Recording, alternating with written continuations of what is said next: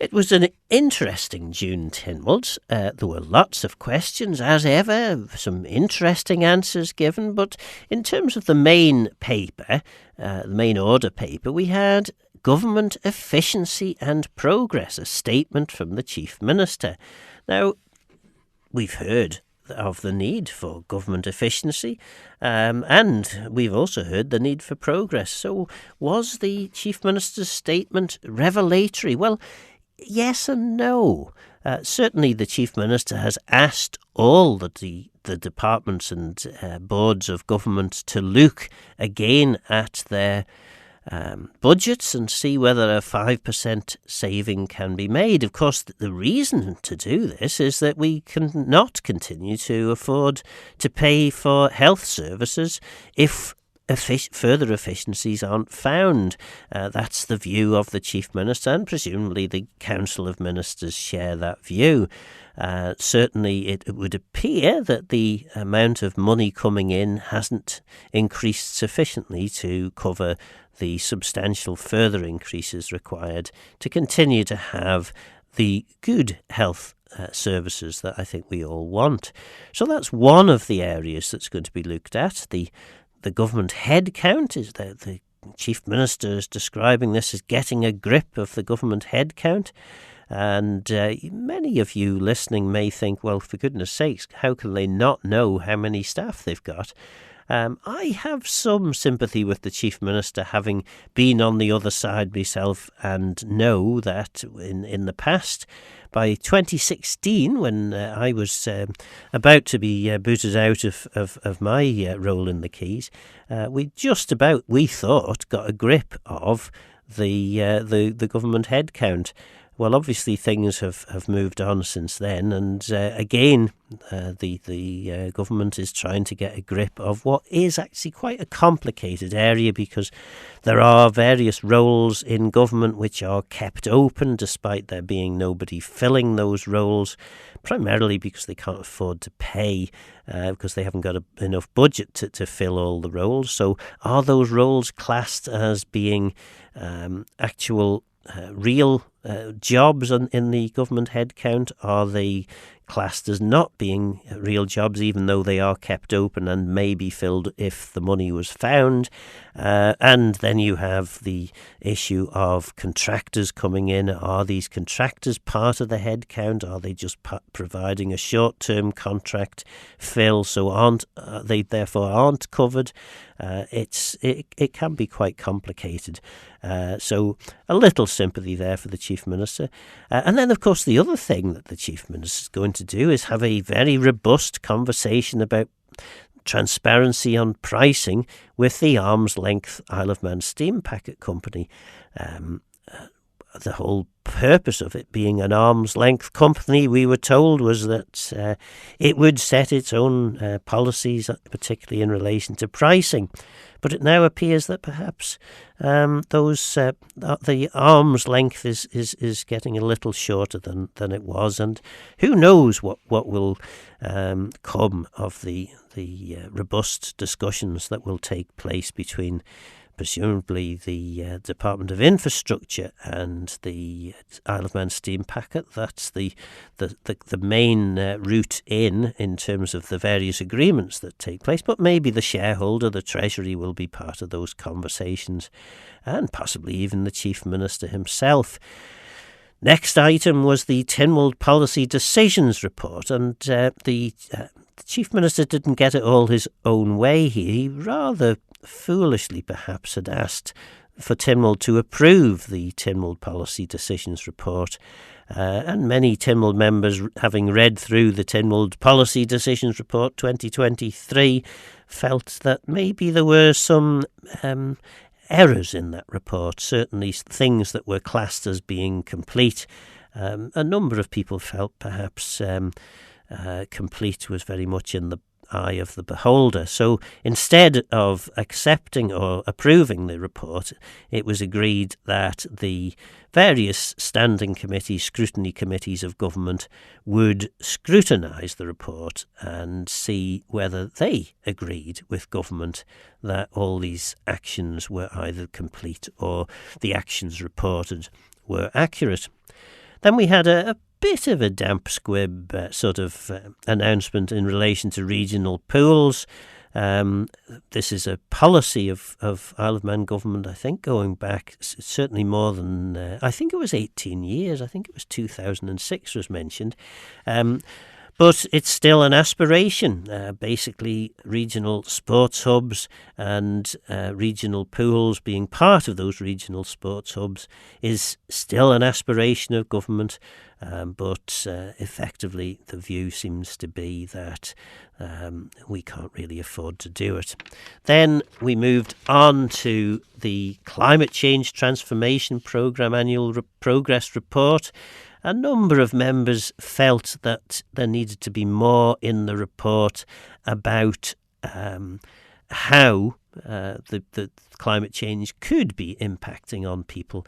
They felt that the report needed to focus more on people's real experience and how that real experience could be improved as a result of some of the work of the Climate Change Transformation Programme. Then we moved on to the carers strategy, where there was a very impassioned, possibly the best speech that I've heard for a long time in Tynwald from Julie Edge in relation to the carers strategy. And indeed, the Minister for Health and Social Care didn't disagree with many of the points that Ms Edge actually made during that impassioned speech. Manx Care, Restoration and Recovery. This was basically a report on how well the extra money that had been given to Manx Care to try and catch up with some of the waiting lists, how well that had actually gone. And it had, to be fair, on Manx Care, gone pretty well. The objective assessment of housing need was then discussed. This is one of these little tricks that Tynwald seems to have adopted, whereby they discuss the report. The chair of the Housing and Communities Board gets to find out what members think, and then they come back to the October sitting when Council of Ministers will submit a policy response to the assessment. A clever way, I think, of finding out what members think, so that what is then put in the Council of Ministers response better aligns with what Tynwald members actually feel. Then we had this whopping big 32 recommendation report from the Select Committee of Tynwald on Poverty, the first report for the session 23-24, housing and homelessness. What a shame, I felt at least, that this report hadn't come in smaller chunks. 32 recommendations was quite a job to manage to steer through. There were significant numbers of amendments, mainly from David Ashford, who is, of course, the chair of the Housing and Communities Board, and these were, in essence, Council of Ministers' amendments, and they pretty much all went through. In fact, I think they all went through. There were attempts at other amendments, one from Mr. Thomas. Oh, no, was it Mr. Thomas? I can't now remember. But there were other amendments, certainly. One would have included a 33rd recommendation, but that failed to carry. The Information Commissioner was appointed, as was a member of the board of the Road Transport Licensing Committee. Then we moved on to a motion by the Speaker, Freedom of Information responses, and the Speaker was of the opinion that all Freedom of Information responses should be published unless there are good reasons for not doing so. In which case, those reasons should be published, which seemed like a fair debate, a fair question to put, and a fair opinion for Tynwald to have. Then the next two items, Development Viability Study and the Premier Advisory Group Independent Review, one into the development viability of various properties around the island, and the other into the review of funding for schools carried out by the Premier Advisory Group, of which we heard quite a lot on Perspective a couple of weeks ago, both of those motions were withdrawn because there didn't seem to be an awful lot of point, because the reports had been published miraculously the day before Tynwald sat. Then the Housing Policy Select Committee, Mr Collister attempted to establish this, but he didn't meet with much success on that one.